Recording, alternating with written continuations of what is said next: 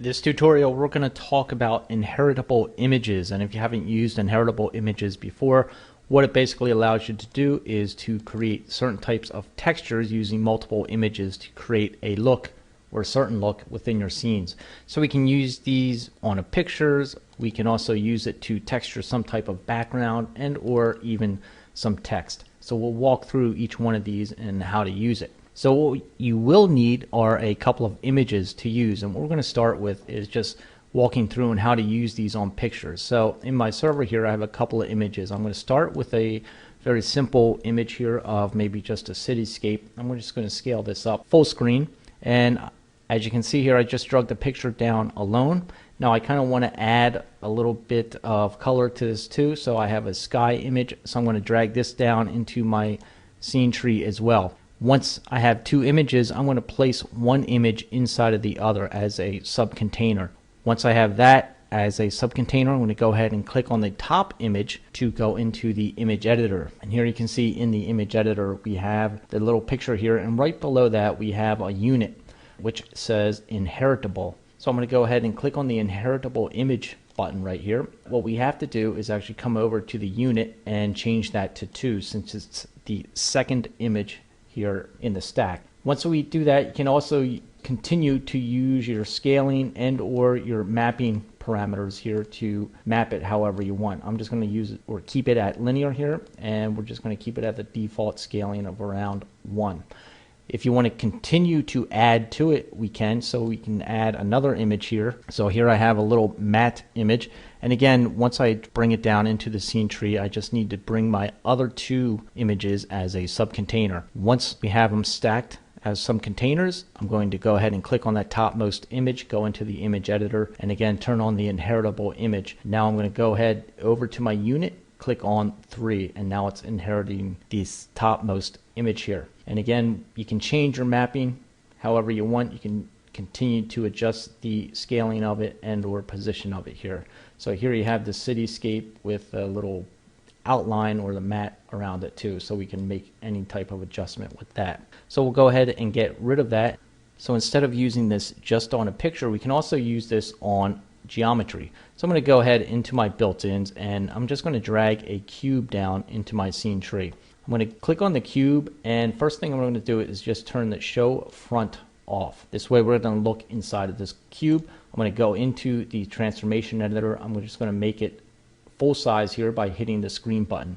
Now we still don't see anything, so I'm going to drag an image down here, and even still when we do that we don't see anything because we turned the front side of the cube off. So what we need to do is go into our plugins and drag the expert down onto it. So I'm going to drag the expert plugin onto the cube.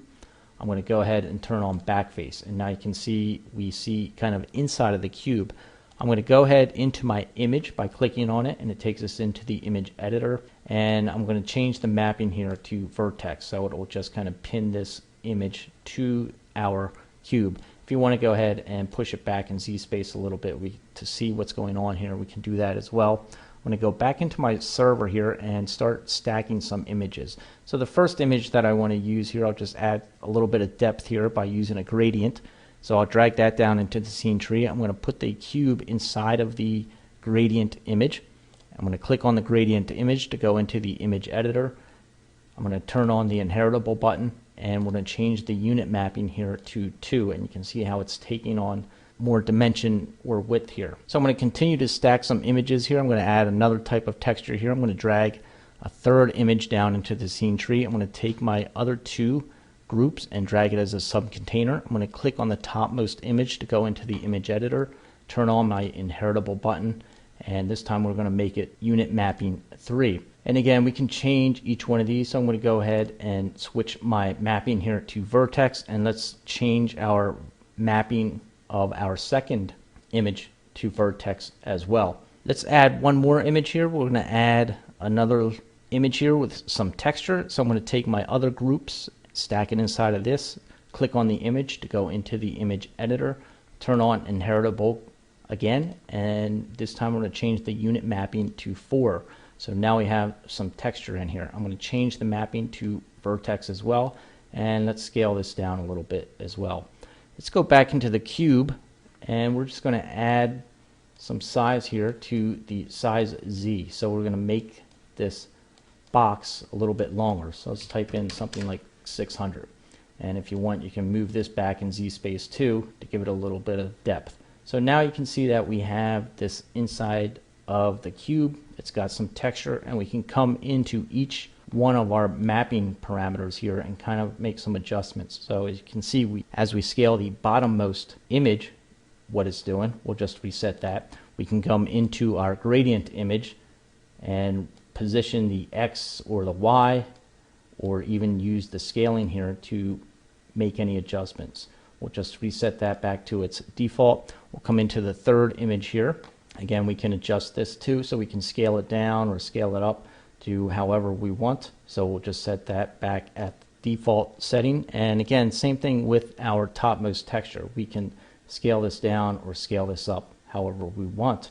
Now, if we want to take it still a step further, we can use another plugin here, a shader plugin in the filter folder. So if you're in your shader tab in the filter, we have this blend image. We can throw this on the topmost group. It will still give us a little bit more depth. So I'm going to go into the blend image here, back into my server, grab another type of image, and I'm just going to drag this matte image into this image box here. And you can see when we do that, how it adds a little bit more depth. So we can change with our different light modes here as well. So I'm going to come down here and just change it to color dodge, and you can see how that does it. Now you can mess with the blend amount here, and again the position and scale X and scale Y to achieve different types of looks with this. Once you have all this, again, you can always come back and make changes to however you need. So it's another way to add a lot of texture to an object, and it's really just once you have it set up, you can just come in and kind of make the adjustments as necessary to see how it affects this object. Now, if you want to do the same thing with text, you can do that as well. So let's go ahead and grab some type of font here. We'll just drag a font down and we'll type something in. So we'll just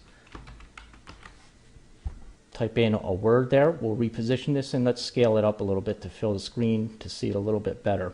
I'm going to add an extrude function on it. So I'm going to go into the built-ins, into our container plugins, into the global folder, and put the extrusion on it. I'm going to go back into the server, into the image tab, and grab some type of image.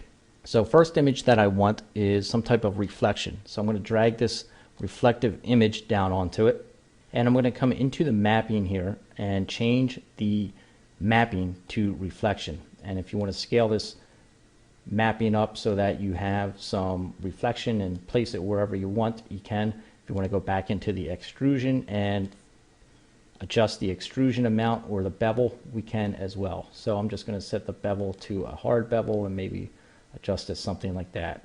Now we can start stacking additional images here to give it some texture. So I want to make it green, so I have a little green reflective image here. I'm going to drag my first text group container into this green image. I'm going to click on the green image, go into the image editor.